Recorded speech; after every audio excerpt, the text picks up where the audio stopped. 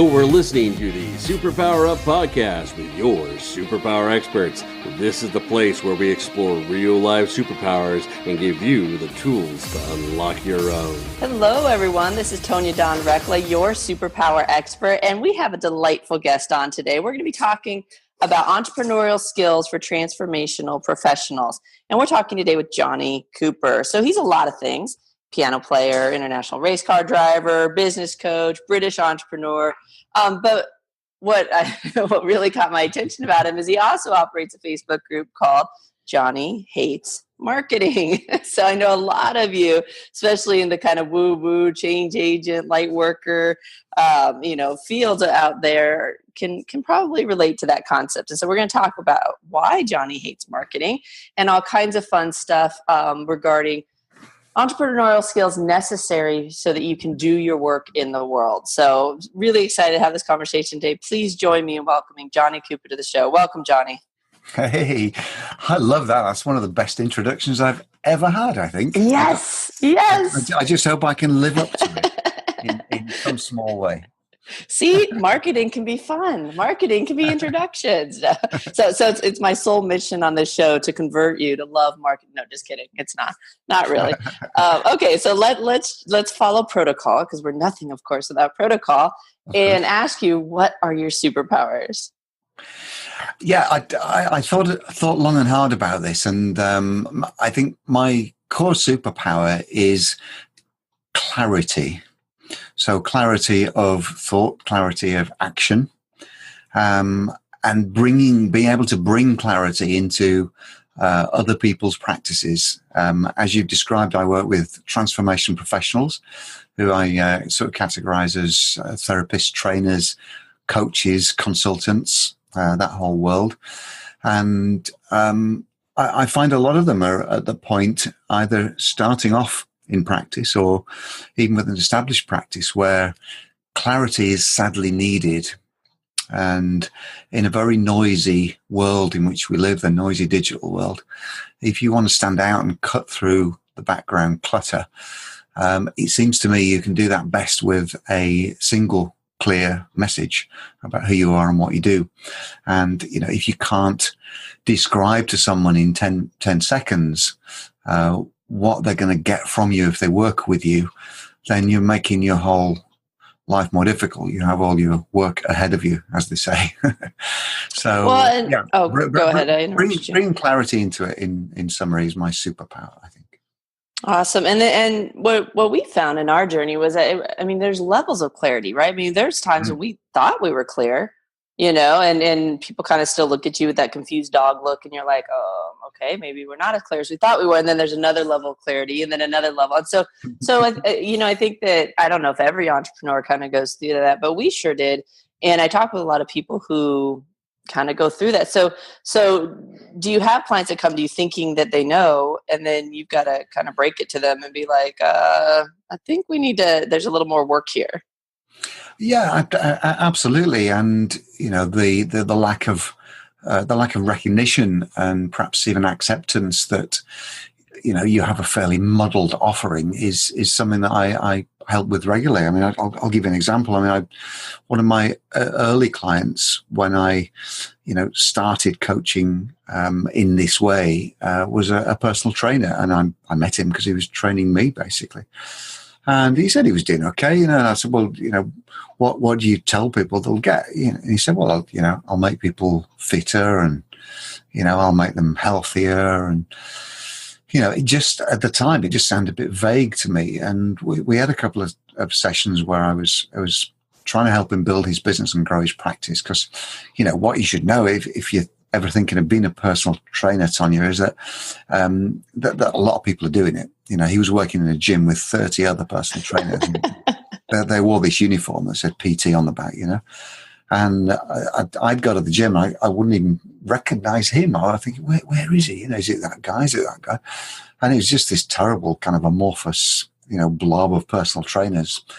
So we worked out that his passion was core, building core strength. And specifically around about abs. He was very boastful about his abs, and he was posing on Instagram, and all that sort of thing, showing off his six-pack. So I said, let's just try something. We rebranded him as the Rock Hard Abs guy. And he had a business card done, because business cards are still a thing in those days, as the Rock Hard Abs guy. And, he started pushing that through all his social media and all his communications. And he got more and more and more and more customers who were attracted to him because they wanted Rock Hard Abs as well. And they could see that as a very clear outcome they'd get from working with him, So he was no longer just an amorphous personal trainer like all the others. He was the Rock Hard Abs guy. And the success there just got me thinking, well, surely we can, bring that into most kinds of practices, whether you're a therapist or a trainer or a consultant or a coach. What is it you do? What's your one big thing? If I'm going to work with you, what are you going to do for me? How will I be changed by you in the next 3 months? And as I say, if you can't say that in 10 seconds or less, then you need to strip some clutter away, don't you? Mm-hmm. Well, and it's so fun. I'm super fascinated with this kind of topic because I've been playing around in people's psyches and observing human behavior for decades. And both in academia and then as a counter-intel agent and now as an entrepreneur. And what I've watched with regard to referring, it's quite the conundrum, and it's really counterintuitive if we think too hard about it. Like, people are really hesitant to narrow down their niche because it feels like they're turning down business. It feels like they're walking away from opportunity. Yes. And what's interesting, what happens in the human mind, and this is just my theory, and so I like fun, cool stuff. But what happens is that we have to be able to put people in a box in our mind, because if not, it's just noise. There's so much noise out there right now that unless it's super pertinent and unless we can kind of get it in the course of like 2 seconds, we don't know what to do with it. And if we don't know what to do with it, we can't refer. And so what I find is that the people who are willing to be really bold and courageous and super, super, super specific, I can refer so much easier. And it is a challenge to get to that place. And I saw it with superpower experts. Early on with the due diligence business, everybody kept saying, "Oh, so you do background checks?" And we're like, "No. What we do is much greater. We had top secret clearances, and we were way cool." And if we'd been smart, we would have said yes. And there, we do it a little bit more than the average bear, because people understand background checks. Like, they have a box for it. They were giving us the box to put ourselves in, and we just were resistant to being put in that box. Same with coaching. Oh, so you're a coach? No. What I do is different than a coach, all this stuff. And it's like, if you don't have that box, people can't really grip it. And of course, coach is not a good enough box. But what I found with superpowers was people got it. Like they didn't even need, and actually there were aspects of that process that we're still going through. But for the most part, the superpower thing was intriguing enough and people understood it enough that they'd be like, "Oh, you're the superpowers person. Oh, you're the superpowers person." They may not have understood what we did, because at that point in time, we didn't even know what we were going to do. But the kind of like the Johnny hates marketing. Like, it's like, "Oh, you're the hates marketing guy." Like, "Oh yeah, got it." Yeah. "Oh, you're the superpower person." It's like, "Okay, sure. I'll be that now." And I looked even at my own life, and I was never that person, even as a kid, like, "Well, what's your favorite color?" And it's like, that was way too much commitment for me. I'm like, how could I possibly choose a single color? And so I do think that we have this innate tendency to want to leave our options open. Yeah. And so one of the things I got really vocal about was, you're not your brand. I think that the whole personal marketing thing is kind of has thrown some people off, because you as a person have a million messages. Yeah. Your business needs to have one. And so while you may represent your brand, I think the challenge is most people are trying to fit themselves into a brand or develop a brand that's broad enough that they're okay fitting into, and it creates a lot of confusion. No, that's correct. I mean, you covered a lot of ground with that, but one of the things that I heard then was, the brand name doesn't have to tell everybody instantly exactly everything you do. And, Johnny hates marketing, says a bit that I'm kind of in the marketing niche, but, it doesn't tell people what I do and, what happens when they work with me. It doesn't have to. The masthead is just the bit that attracts them to you in the first place, like your whole superpower thing. And, as long as you can go on from there and within a single sentence tell them what you do. And, people say, what do you do, Jonny? I say, well, I help transformation professionals find more of their ideal clients more easily. And that's just a single sentence that tells people everything I do. I'm laughing at myself. Yeah, I was laughing at your brand name doesn't have to tell everyone what you do like that. Anyway, I can only imagine that you have some finesse when it comes to helping people really work through that. I know that on our side of things, we tackle it more from the kind of interpersonal kind of fear-based conundrums and everything else. Whereas with, taking that business focus with things, I can imagine that's an uphill battle with some folks. Sure. Anyway, I want to take a quick break. We've been talking with Jonny Cooper today about entrepreneurial skills for transformational professionals. When we come back from the break, we're going to really pick Jonny's brain and say, okay, so let's say that what he's saying resonates with you and you get it, and you're one of those people that maybe doesn't have as much clarity as you need to have. We're going to see if we can't drill down a little bit and get you some tips for how to get more clear. Stay with us. We'll be right back. Are you here to change the world? Do you talk about things like vibration, frequency, awakening, and consciousness? Are you pretty sure you have superpowers? The Superpower Net is unlike normal coaching programs and conscious communities. We provide training, intuitive guidance, peer-to-peer learning, intensive one-on-one coaching, and a high vibrational network of people just like you. When you join the net, you get 24/7 access to a collaborative group of people who support you as you master your personal power and unlock your superpowers. If you're ready to use your superpowers to change the world, then join the Superpower Net today. Visit superpowerexperts.com/thenet to learn more. All right, we're back. You're listening to the Superpower Up podcast. We're talking today with Jonny Cooper about entrepreneurial skills for transformational professionals. Jonny, what can people do? So they want to get more clear. They really know they're here to change the world. What are your 1, 2, 3 easy steps so people can have success? No, just kidding. But what can people do now that will help them get a little bit more established in what they're doing? Well, for me, it all starts with what you are bringing to the world. What is your one big outcome, your result that you bring to your ideal clients? And I want to think about that even before you start thinking about who your ideal client is, because this is the bit about you, isn't it? It's about what your superpower is, what you can bring to the world, what you do, what can you change. And as I say, that question, if I worked with you for the next 90 days, how would I be changed by the experience? And, you have to be really, really clear on that. What's going to happen? If somebody asked me that, I would say, well, I will equip you with all the tools and strategies and mindset that you need to build a thriving practice and find more of your ideal clients forever. So that's kind of, the one thing, the outcome that you'll get. And if you are muddled in any way on that and you start to, list a basket of possible outcomes as an answer to that question, then you're going to be in trouble. You're making too much work for yourself, trying to go out to the world and create a business out of what you do. So that's the first thing, being very, very clear on what someone is going to get from you, how you are going to change someone, how they're going to be changed by working with you. So that's the number one. I don't know whether you want to jump in or do you want me to jump straight into number 2 for you? Nope, keep going. I think you're on a roll. I'm on a roll.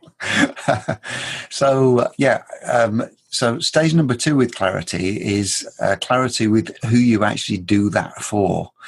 So who is your ideal client? And, ideal means a lot of things to a lot of people. I would define ideal in this context as somebody who is willing to change and is open to being changed by your work. Now, notice that we haven't mentioned in that anything about, whether they can pay you or not, or what the financial relationship is going to be about, simply because it's wrong to major on that. If you go into anything in life with the aim of making a bunch of money out of it, it's the wrong motivation. money shouldn't be a reason for doing anything. Money is simply the byproduct, the outcome of doing something you love and doing it well. So that's the second thing, defining who your ideal client is. So finding people who you can help and who will massively benefit from the work that you do. And your reward will naturally flow from that then. The third bit of clarity, and this is a kind of internal metric for you as a business really, is to understand that what you're doing is scalable. I'm a really big believer that, in life we should push ourselves to the maximum extent that we can do, and we should create a life of abundance. We should create a thriving business to the biggest extent that we can, because the way that we're going to help people and have the biggest impact on the world and leave a legacy is to help as many people as possible. So the third little test, after you've defined what you can do, what your great superpower is, and after you've defined who you can help, is just that little sense check to say, well, how universal is this? How wide is this market? How many people are there out there that I can help in this way? Is this scalable? Is this a growth business? Or, am I so crazy niche that, I'll only find my ideal clients once a year or something like that? So it's just those three little checks, really, defining who you are, defining who your audience is, and just making sure that there are enough people out there that you can help, so you can, have some a wide enough impact. I really appreciate that you talked about the scalability feature, and I think that on some levels that can throw people off too, because I just look at my own journey with that, and early on, I was kind of an accidental coach. It was never my intent. I was pretty adamantly opposed to it, but the work kept kind of moving me in that direction. And so getting clear first and foremost about what I do when I work with clients individually is one thing, but then to create this business that and again, we're kind of geeked out over here on superpower stuff. And so I talk about building a multidimensional business, like knowingly building a business that can touch people at different points of their journeys, depending on what kind of frequency they're operating in and whatnot. It became a whole different game. And so I do see a lot of people get stymied from taking their business from an individual practice into a scalable, sustainable model that either incorporates other people or duplicates themselves digitally, or whatever the model might be for that scalability. Yeah. The two things happen that I think are fascinating. One is the kind of hesitancy to water down the effect. And so a lot of times it's like, well, when I work with somebody individually, they get this result. But if I were to train somebody else to do it, or if I were to do it digitally, it's not as powerful. It's not as, pure in its essence. And so there's this kind of like, as it gets further away from the originator, the real happening of it diluting in some capacity. And so I think that people are hesitant to scale, especially in the coaching, healing, that kind of world, because most of us established a modality or something based on our own gifts and our own personal experiences and whatnot. And so I get it. I see that component happening. I think that's just a misunderstanding, and it's often built around the ego of the founder as well. When I hear people say nobody can do what I do, I mean, that's just a misunderstanding, isn't it? That can't possibly be true, can it? Well, and I think on some hand, it tells me, it's like that whole adage, if you can't explain what you do to a 3-year-old, then maybe you don't understand it, That's my number one, isn't it? In my short list of 3 that we were talking about earlier. If you can't define and explain what you do to somebody else, but very, very simply, so that they can pick up on it and learn to do it, then what you're doing is either very, very complicated or obtuse or obscure in some way, and it's probably not effective anyway. I'm under no illusions that what I do can and is being taught to other people, so they can go and do it with other people, none of this is going to sound like such a cliche, but it's not rocket science, is it? It's just right. It's just a few little pointers to get people doing what they were doing anyway, but just doing it better and more effectively. And I'm under no illusions that there are thousands of people around the world that could do what I do just as well. Well, maybe it's just phases of confidence, because it's, we kind of go through that, like, what do you do that's so special? What are your superpowers kind of thing? What do you do that nobody else can do? And then people forget that you kind of need to come out of that on the other side and go, oh, wait, other people can do this, and I can be the one to teach them. So I would be remiss if I had you on my show and didn't ask you this extremely pivotal question, which is, why in the world does Jonny hate marketing? Oh, goodness me. Well, on two levels, right? One's kind of internal, the other's external, I guess. So the internal thing is that, I hate the feeling of overwhelm and inadequacy that I feel sometimes, knowing that there are social media channels out there that I'm not using. Knowing that my email list, or telling myself that my email list isn't as big as it should be right now. Looking at posts and stuff that I push out on social media that doesn't get the engagement that I tell myself it should get. So I hate all those feelings and all those questions that I'm asking myself all the time about my own marketing. But I also hate the sleazy side of marketing that I'm on the receiving end of, ludicrous promises from self-styled gurus, to create me a 7-figure business if I'll just give them $10,000 of my hard-earned money, of my children's inheritance, as we say. And so, I hate the snake oil that's out there. I hate the certain knowledge that some people will be taken in by that snake oil, vulnerable people at a point where they're desperately trying to get a foothold in business and they are listening to the wrong type of guru, shall we say. So I hate all that. I would love to be in a position where my ideal clients were just throwing themselves at me from morning till night. And, some of them do. But the reality of the world is that you need to dive in, you need to roll your sleeves up and spend time with your own self-marketing.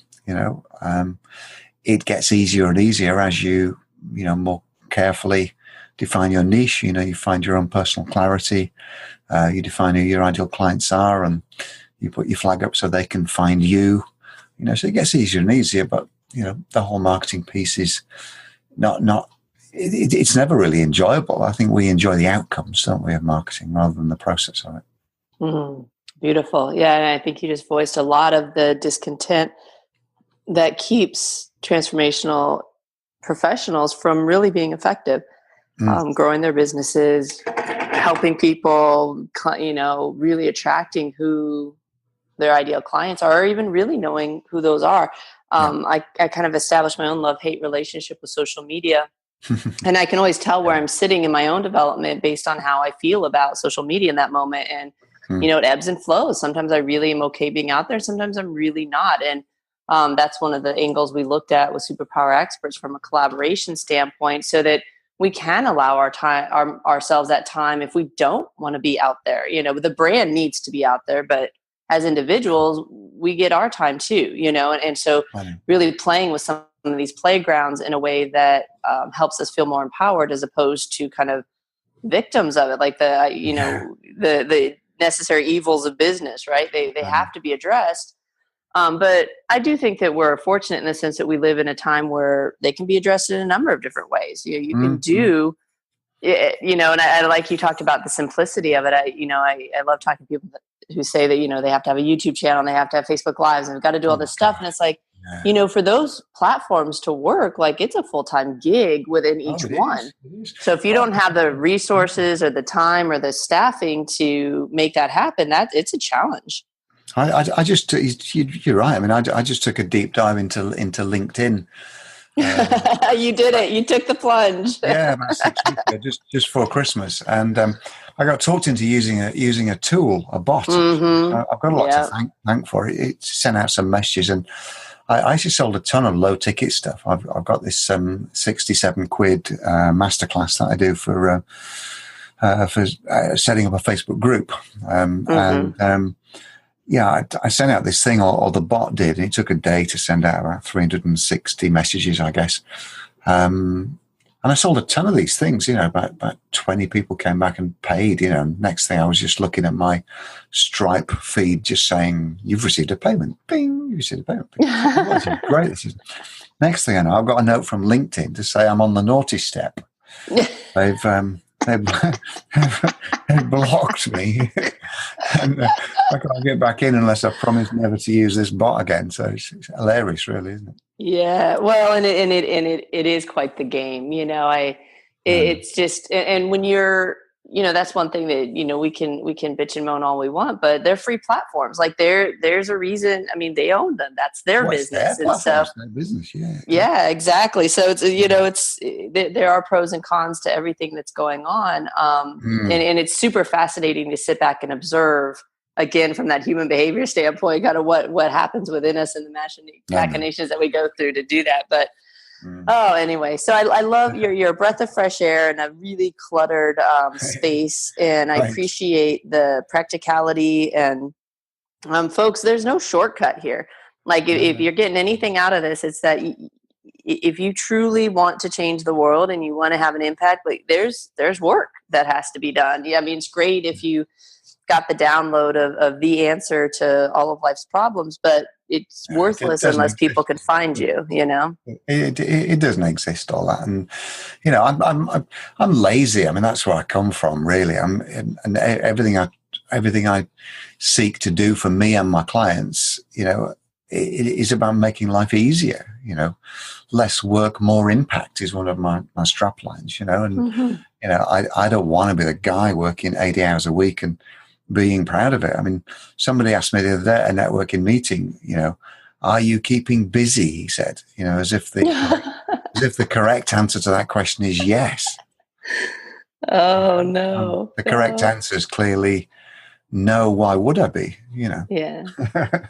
It's funny you say that. When we came into business, my husband and I were very lucky in the sense that we had jobs that a lot of people don't even know exist, but we were in the spy world, and it was fun. And at the end of the day, it was still a job, but certainly it was exciting. And when we came into business and developed the firm, the counterintelligence firm, we kind of looked at each other like, okay, like we didn't come out of pretty fantastic jobs to create new jobs. Like that was never the goal. And we were seeing what that trajectory would produce. And so we didn't want to be, in our 80s, still having to exchange time for money, which is fine if you so choose. We didn't want to have to do that.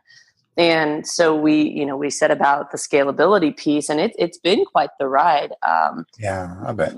But I think some of that's perspective too. It's like when you got to be able to lift your head up and go, okay, where are we taking this? Like, what are we building? And is it really what we want to be building? Because if you're not careful, you can find yourself sitting in the middle of a business that's maybe lucrative and really providing a service, but you're strapped to it in a way that, isn't really in design, like the busy piece that you were talking about. And so, be really clear about what it is.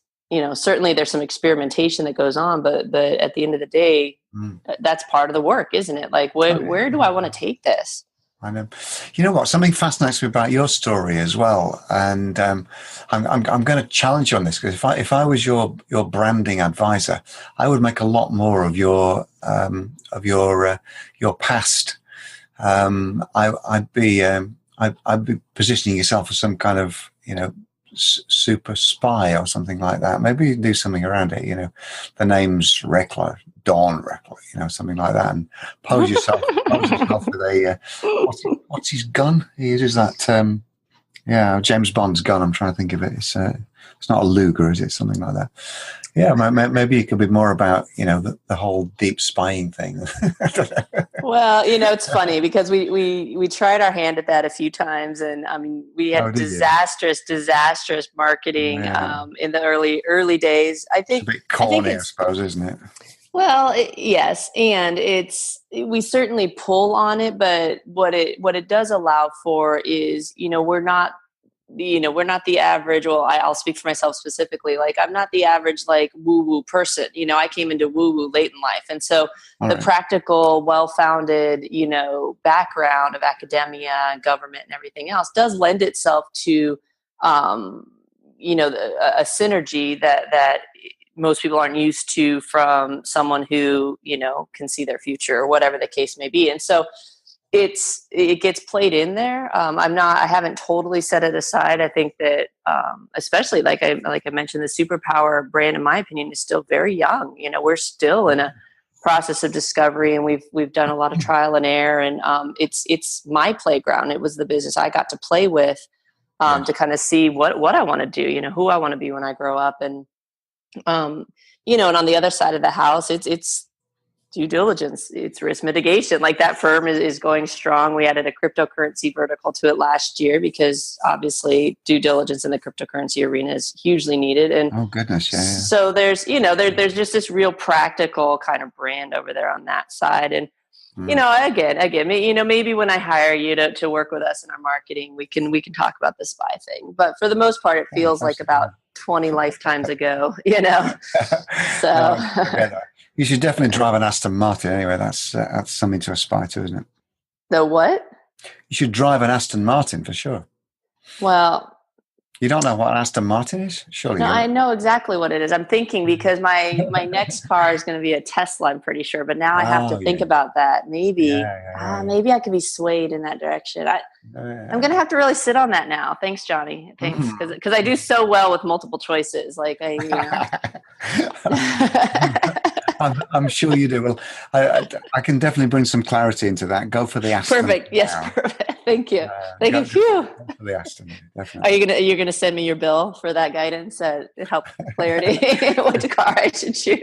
See, the invoice is in the post. Perfect. Awesome. Well, I'll get right on that. So very cool. Well, before we let you go, where can people go to find out more about you? The best place to find me is in Facebook in the group. I'd encourage people to enter my world there. So Jonny Hates Marketing. It's very distinctive. There's nobody else called that, as you can imagine, in Facebook. It's not confusing. On the web, it's thesuccessparty.com. So thesuccessparty.com or Jonny Hates Marketing. So Google's very kind to me there. It will point you straight to the Facebook group, and we'd love you to join and enjoy all the fun stuff that's out there.